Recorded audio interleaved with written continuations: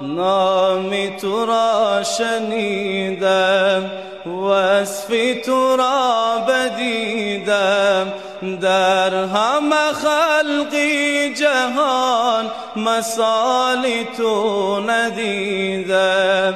نامی تو را شنیدم، وصفی تو را بدیدم، در همه خلقی جهان مثالی تو ندیدم. شاهی رسولان تویی، محبوبی سبحان تویی، خادمی تو جبرائیل، صاحب قرآن تویی. یا رسول الله